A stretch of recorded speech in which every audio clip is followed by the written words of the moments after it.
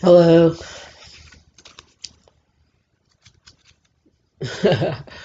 I am doing a reading today after the devastation of yesterday's Leo eclipse. I say devastation based on personal experience, so some of you will be right with me and others of you won't. I started this reading earlier after praying and pulling all the cards, and my computer cut off. Guess it's the Mercury retrograde thing happening.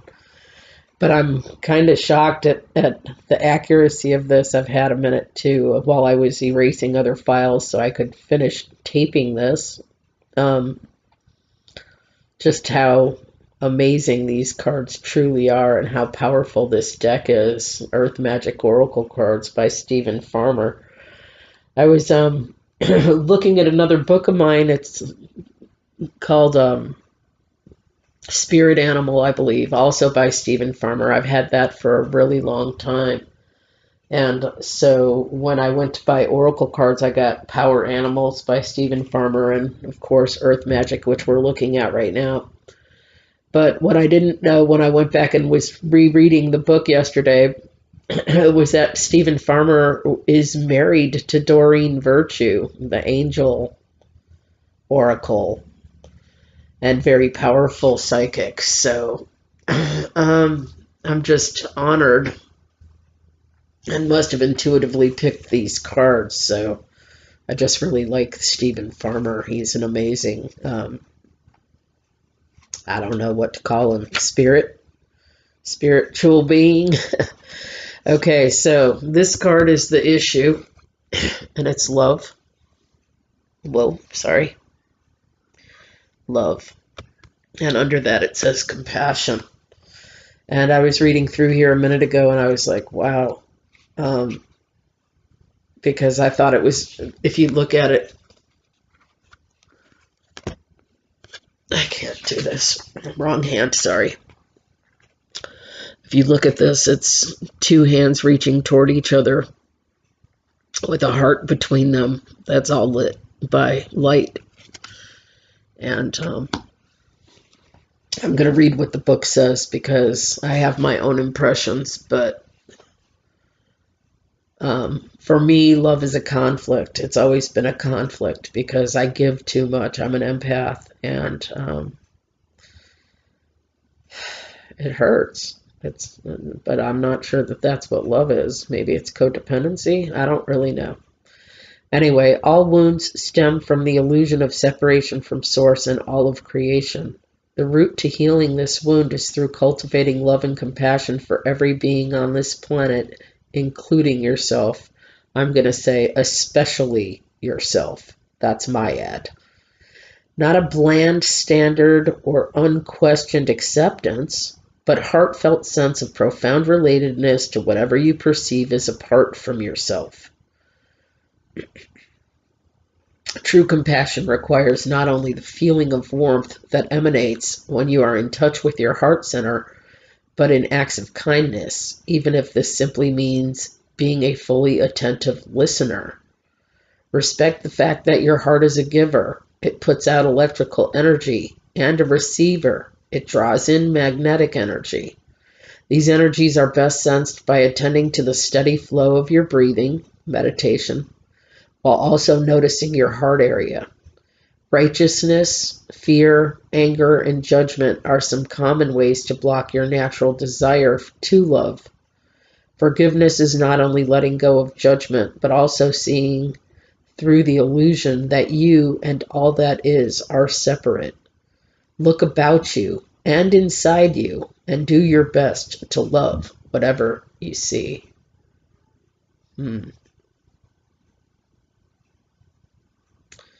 I just sense a wounded child that keeps hurting itself because it doesn't know that it's lovable.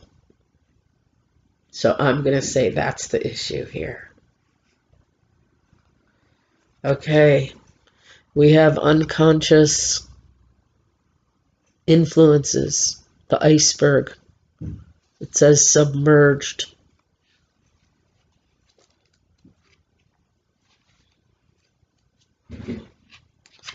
Just looking for some relief from the pain I'm in right now. I thought I'd share it with you guys too. Hopefully it'll help somebody out there as well. It says, whatever you suppress or deny and attempt to keep out of conscious awareness will show up somewhere, somehow. I'm pretty sure that was what the eclipses have been about. These are your shadow aspects. At one time you put them out of your consciousness for good reason, yet they remain contained by shame and guilt. Sometimes these submerged aspects of yourself are projected onto others so that they mirror those denied or suppressed parts of you. And you may even judge these characteristics harshly when they are exhibited. Now's the time to allow these elements to surface and to embrace them. These may make up some sort of self-expression, a secret dream that you wish to accomplish, or even uglier aspects that are difficult to acknowledge and accept. Whatever you have submerged deep inside of you, this is your opportunity to pay attention to those things and welcome them into the family called you. This card's been really coming up a lot in almost every reading I've done lately. And to me, this is all about healing. So, learning to love ourselves, and whatever looked like it was eclipsed was done so that you can begin to either heal or continue to heal, or so that you may let go of whatever is stopping you from being a healer for others. Wow, that just came right through me. I don't even know where that came from. Spirit, apparently. Okay, future influences. And this is a beautiful card, I think. Just looking at it, it's a beautiful field of flowers with mountains in the background and a cloudy blue sky in the background. Meadow. It's beautiful. Vulnerability is what it says. So these are the conscious influences occurring at this time. And I definitely am feeling vulnerable. I don't know about the rest of you, but I am very much so. Meadow. You are in a place now where you can take risks with your feelings, and even more important, take risks with the truth of who you are, the truth you know in your heart and soul. You no longer need to be subjected to your conditioned fears and letting others know who you really are. Let me read that again. You no longer need to be subjected to your conditioned fears of letting others know who you really are.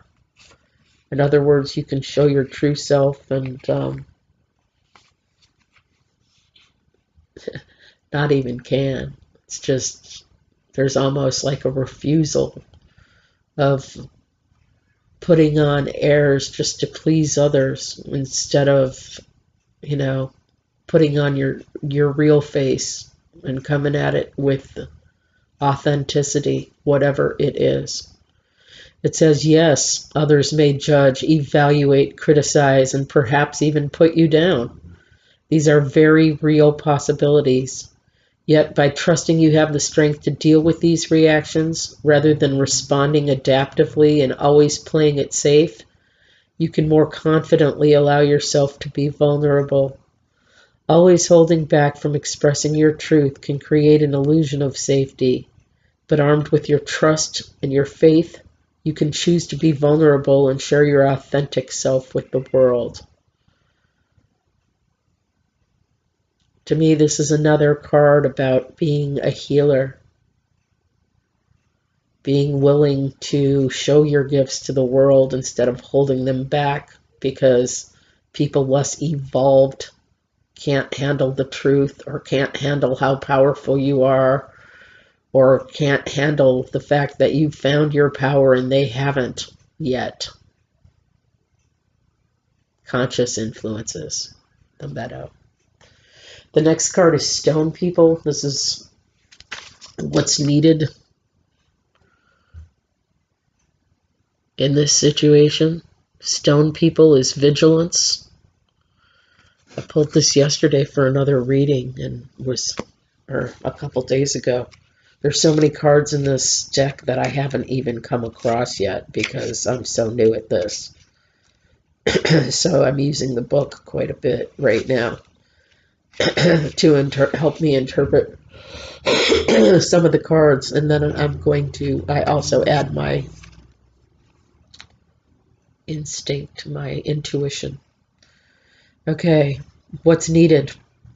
Remain vigilant at this time, but not out of fear. Vigilant simply means opening up your mind and senses to information as it is presented to you. Through your eyes, ears, physical sensations, and detached thoughts. It's especially true in two main areas. First, follow any gut feelings that tell you to be wary about someone or something. Second, pay close attention to an important opportunity that presents itself, one that may enhance your life and the lives of others. Maintain your vigilance of the clues around you and inside you. Assess what is emanating from your body, and then sort out any conditioned responses from what is purely instinctual. Examine the situation with heart, intuition, and mind in harmony, for this is how vigilance serves you. Detach, take a breath, and stand tall in your stature. Take your power back. Take your power back. Listen to your gut and pay attention for opportunities. Listen to your instinct. Try to separate in your mind what is a conditioned response and what is instinct or wild, what your true self is trying to say. Listen to your heart, your intuition, and listen to your mind. All three together, synchronized. That's what's required in this situation. Two cards came flying out when it was time for the outcome. We have the Dragonfly, which is emergence, coming out of yourself, out of whatever it was, and back to yourself. And River, which is movement. And I assume that's movement forward. Because after what was eclipsed, I'm pretty sure we can't go back. We just can't. It's too late. We've outgrown it. We've become too aware to deny anymore what is what, and we are moving forward. And that is these are both awesome cards. Emergence and movement from Dragonfly and River. I'm highly amazed at the accuracy of these cards. I'm saying it again because it's the truth. Well, yeah. Emergence. You are in an intense process of emergence into the next cycle of your life. That just brings tears. It's true. Unlike more gradual shifts in awareness that you have experienced, this one is happening quite rapidly and came on somewhat unexpectedly, without any pauses for contemplation or indecision. You may think that you're unprepared for such dramatic changes in your life, yet you are prepared and can put to use the experiences of wisdom you have accumulated up until now. Life is demanding. Not asking, darlings. Life is demanding that you move into the next stage of maturity. This requires you to adjust your thinking about yourself, about others, and about your community. It calls for you to shed yet another layer of your ego-filled defenses and let go of any illusions of being less than who you are. This period of emergence is one of broadened consciousness and heightened perceptual capacities. And since it's inevitable, it's best to surrender to the flow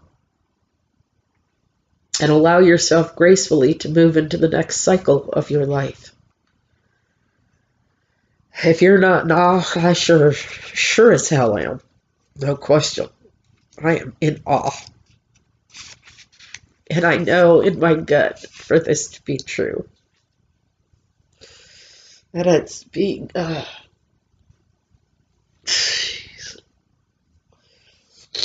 verified by my tears, because it's the truth. River, movement. Fighting or blocking the flow of your life force can lead you to feeling spiritually void and disconnected from source or spirit. Just like the metaphor of the river, it does not work to force or fight this compelling movement. When you simply pay attention and observe the flow, it becomes easier to navigate your experiences and see what lies ahead. Or at least get a sense of what's to come by the ever-changing geography that unfolds as you cruise along.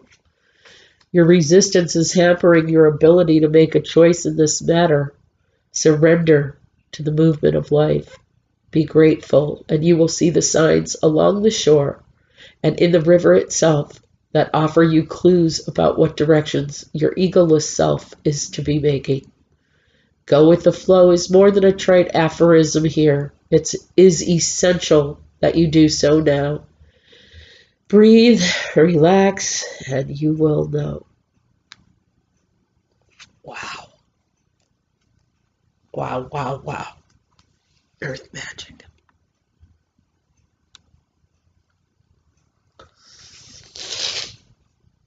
If you'd like a personal reading, please contact me, message me at Wisdom Owl Oracle on Facebook. I'm sorry, I got that backward again. Owl Wisdom Oracle on Facebook. Owl Wisdom Oracle. Just look at my picture. Owl. The owl. And that comes first. Owl Wisdom Oracle. So this reading definitely resonated with me, and I suspect it's going to resonate with many of you as well. Time to have compassion for ourselves, let go, be vigilant, listen to your gut, look for opportunities that you normally wouldn't see. Because, sweeties, you are going to emerge stronger than ever, better than ever.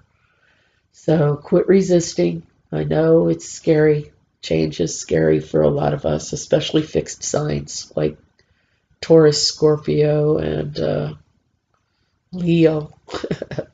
We have a hard time letting go and moving forward. So if you have any one of those signs in your chart, that makes a difference. But if you have 2 or 3, and if they're in the main positions like Sun rising or moon sign or your Mars sign, then even more so. So love yourselves, darlings. God bless.